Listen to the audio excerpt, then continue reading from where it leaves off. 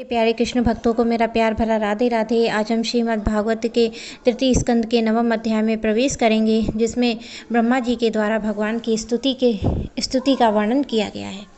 ब्रह्मा जी ने कहा, प्रभु आज बहुत समय के बाद मैं आपको जान सका हूँ। अहो कैसे दुर्भाग्य की बात है कि देहधारी जीव आपके स्वरूप को नहीं जान पाते हैं।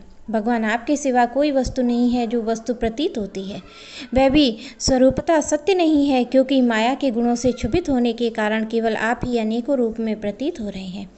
देव, आपकी चित्त शक्ति के प्रकाशित रहने के कारण अज्ञान आपसे सदा दूर ही रहता है। आपका यह रूप जिस नाभि कमल से मैं प्रकट हुआ हूँ, सैकड़ों अवतारों का मूल कारण है। इसे आपने शत पुरुषों पर कृपा करने के लिए पहले पहल में प्रकट किया है। परमात्मन, आपको जो आनंद मात्र भेद रहित अखंड तेजोमय स्वरूप है, उसे मैं इससे भिन्न नहीं समझता हूँ। इसलिए मैंने विश्व की रचना करने वाले होने पर भी विश्वातीत आपके इस अद्वितीय रूप की शरण ली है। मेरे स्वामी, जो लोग वेद रूप वायु से लाई हुई आपके चरण रूप कमल कोश की गंध को अपने कर्णपटु से ग्रहण करते हैं, उन अपने भक्तजनों के हृदय कमल में आप कभी दूर नहीं होते हैं, क्योंकि वे परम भक्ति रूप डोरी से आपके पदपादों को बांध लेते हैं। जब तक पुरुष आपके अभयप्रद चरण बिंदों का आश्रय नहीं ले लेता है, तब तक उसे धन, घर, बंधुओं के कारण प्राप्त होने वाले भय, शोक, लालसा, दीनता, अत्यंत लोभ आदि सताते हैं। तभी तक उसे मेरेपन का दुराग्रह रहता है, जो दुख का एकमात्र कारण है। देव, औरों की तो बात ही क्या है, जो साक्षात मुनि हैं, वे भी यदि आपकी कथा प्रसंग से विमुख रहते हैं तो उन्हें भी संसार में फंसना पड़ता है।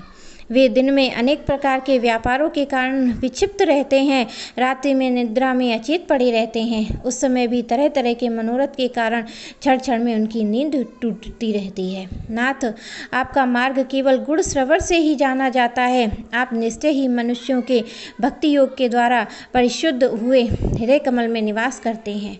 पुण्य लोक प्रभु, आपके भक्तजन जिस जिस भावना से आपका चिंतन करते हैं, उन साधु पुरुषों पर अनुग्रह करने के लिए आप वही रूप धारण करते हैं।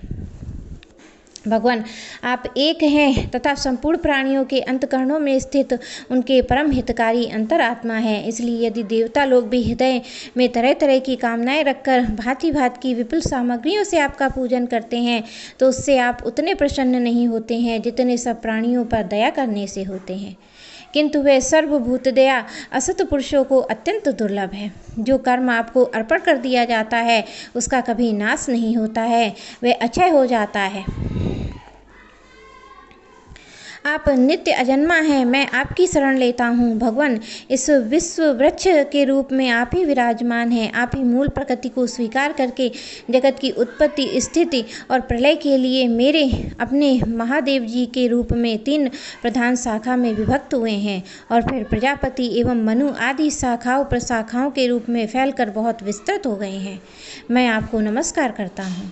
भगवान, आपने अपनी आराधना के लिए लोगों के लिए कल्याणकारी स्वधर्म बताया है, किंतु वे इस ओर से उदासीन रहकर सर्वदा विपरीत कर्मों में लगे रहते हैं। ऐसी प्रमाद की अवस्था में पड़े हुए इन जीवों को, जीवन आशा को, जो सदा सावधान रहकर बड़ी शीघ्रता से काटता रहता है, वह बलवान काल भी आपका ही रूप है।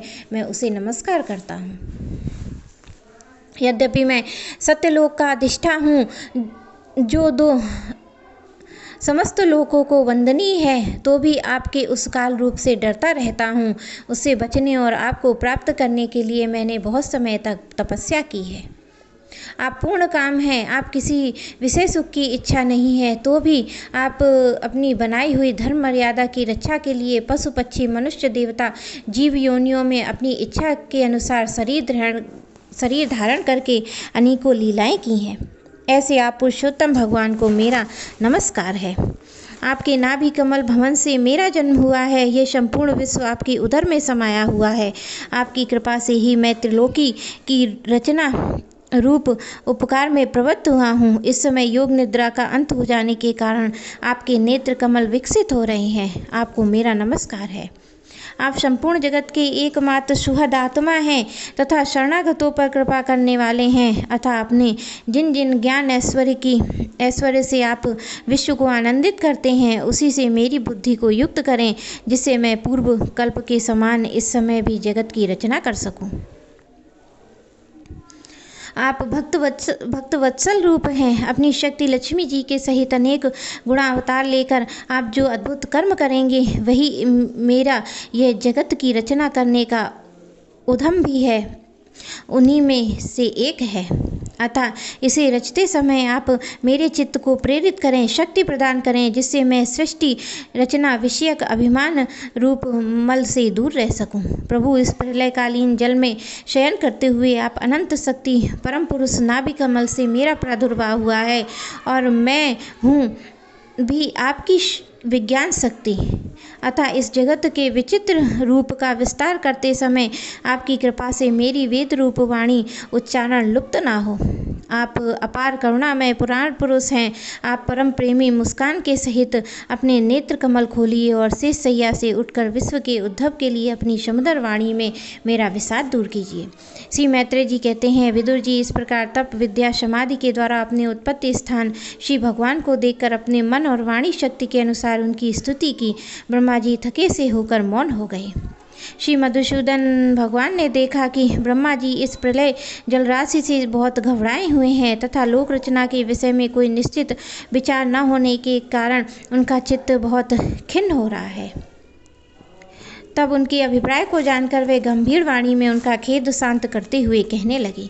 श्री भगवान ने कहा, वेदगर्भ तुम इस विषाद के वशीभूत हो, आलस्य ना करो, सृष्टि रचना के उद्यम तत्पर हो जाओ। तुम मुझसे जो कुछ चाहते हो उसे तो मैं पहले ही कर चुका हूँ। तुम एक बार फिर तप करो और भागवत ज्ञान का अनुष्ठान करो। उसके द्वारा तुम सब लोगों की स्पष्टता और अंतकरण में देखोगे। फिर भक्ति युक्त और समाहचित होकर तुम संपूर्ण लोक और अपने को मुझको व्याप्त देखोगे। मुझ में संपूर्ण लोक और अपने आप को देखोगे। प्यारे ब्रह्मा जी, तुमने जो मेरी कथाओं के वैभव से युक्त मेरी स्तुति की है और तपस्या में जो तुम्हारी निष्ठा है, वही भी मेरी कृपा का फल है। लोक रचना की इच्छा से तुमने सगुण प्रतीत होने पर भी जो निर्गुण रूप से मेरा वर्णन करते हुए स्तुति की है, उससे मैं बहुत प्रसन्न हूँ। तुम्हारा कल्याण हो। मैं समस्त कामनाओं और मनोरथों को पूर्ण करने में समर्थ हूँ। जो पुरुष नित्य इस स्रोत द्वारा स्तुति करके मेरा भजन करेगा, उस पर मैं शीघ्र प्रसन्न हो जाऊंगा। तत्ववेताओं का मत है कि पूर्व तप, यज्ञ, ज्ञान, योग और समाधि आदि साधनों से प्राप्त होने वाला जो परम कल्याणमय फल है, वही मेरी प्रसन्नता है। विधाता, मैं आत्माओं का भी आत्मा और स्त्री पुत्र आदि का प्रिय हूँ। देहादि भी मेरे लिए ही प्रिय है। अतः मुझे से ही प्रेम करना चाहिए। ब्रह्मा जी, त्रिलोकी तथा जो प्रजा इस समय मुझ में लीन है, उसे तुम पूर्व कल्प के समान मुझसे उत्पन्न हुए सर्वेदमय स्वरूप से स्वयं ही रचो। श्री मैत्रेय जी कहते हैं, प्रकृति और पुरुष के स्वामी कमलनाथ भगवान सृष्टिकर्ता ब्रह्मा जी को इस प्रकार जगत की अभिव्यक्ति करवाकर उस नारायण रूप से अदृश्य हो गए। मेरे प्यारे कृष्ण भक्तों को मेरा प्यार भरा राधे राधे।